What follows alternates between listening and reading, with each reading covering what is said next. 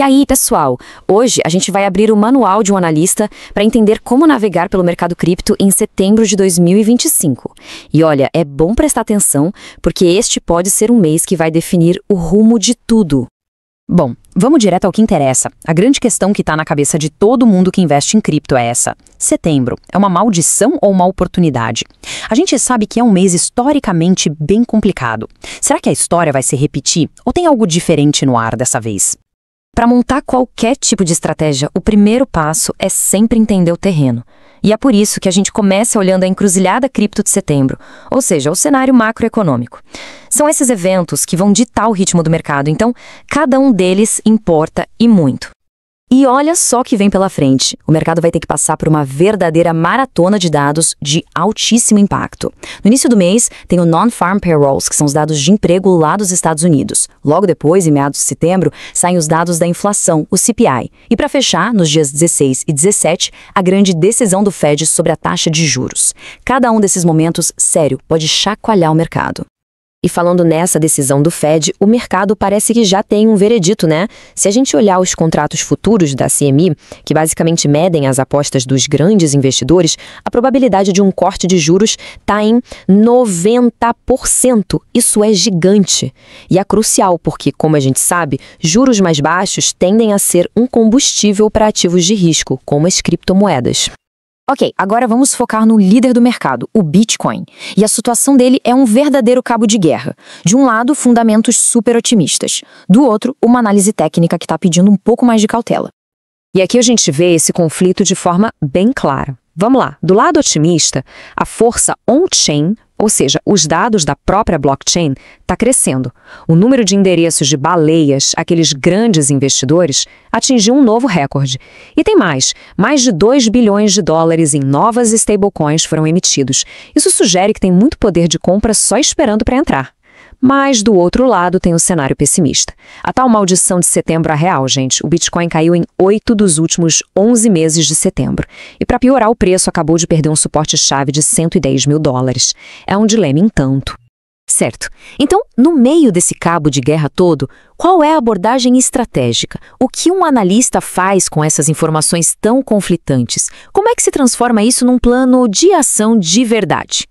Bom, o manual do analista sugere o seguinte. A estratégia é bem clara. O foco é comprar em zonas de suporte que são consideradas importantes, ali na faixa entre 100 mil e 105 mil dólares. Mas, ao mesmo tempo, é absolutamente vital ter um plano de saída. Um stop loss bem definido, perto dos 98 mil, caso o preço perca aquele nível psicológico super importante dos 100 mil dólares. Deixando o Bitcoin um pouco de lado, vamos olhar para o Ethereum, que está passando por um verdadeiro teste de fogo. Ele tentou, mas não conseguiu romper a máxima histórica e agora toda a atenção se volta para um nível de suporte que é simplesmente crítico. Mas nem tudo é sobre preço. Um vento a favor fortíssimo para o Ethereum vem das atualizações recentes da rede. Dá uma olhada nisso. As taxas de transação, o famoso gas, caíram 90%. Isso é uma mudança brutal. Usar o Ethereum ficou muito mais acessível, o que, claro, tende a impulsionar toda a atividade na rede. E não é só a atividade que está crescendo. A demanda institucional está explodindo. Olha esse número, 286 mil ETH. Foi isso que os ETFs de Ethereum absorveram em uma única semana. Isso é um sinal muito claro de que o dinheiro inteligente, o capital institucional, está apostando pesado no futuro da rede. Então, como fica o manual de negociação para o Ethereum? A estratégia aqui se concentra na zona de compra entre 4.300 e 4.500. Mas o ponto mais crítico de todos é o suporte na casa dos 4 mil dólares. Se essa linha de defesa for rompida, o plano é claro, sair da posição e proteger o capital. É a disciplina falando mais alto. Saindo do Ethereum, vamos para a Solana, um ativo que está literalmente surfando uma onda de momentum. A Solana tem traçado um caminho bem próprio, com uma força impressionante e uma adoção institucional que não para de crescer. E uma coisa que está deixando os analistas de olho vivo é o padrão do gráfico. Alguns estão apontando para um possível fractal. O que é isso?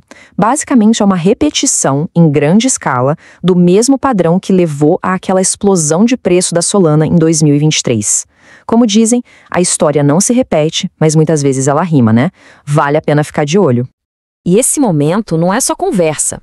Um sinal bem tangível disso é o novo ETF de staking de Solana, o SSK. Ele já atraiu 219 milhões de dólares, é muito dinheiro entrando. Isso é um voto de confiança gigantesco do mercado.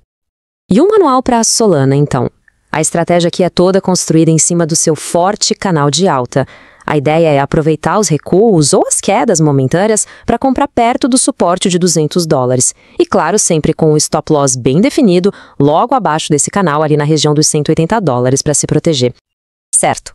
Depois de olhar cada um desses ativos, Bitcoin, Ethereum, Solana, vamos dar um passo para trás. Vamos ampliar a visão e resumir os princípios fundamentais do Manual de Setembro, aqueles que valem para todo o mercado.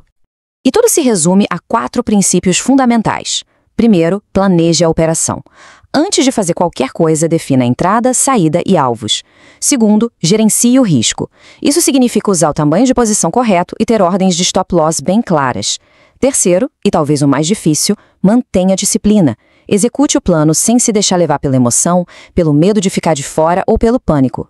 E por último, quarto passo, observe o cenário macro. Esteja sempre ciente de como os eventos lá fora podem impactar tudo aqui dentro. No fim das contas, a verdade é que navegar bem nesse mercado não é sobre adivinhar o futuro. É sobre ter um plano disciplinado e com risco gerenciado para qualquer coisa que aconteça.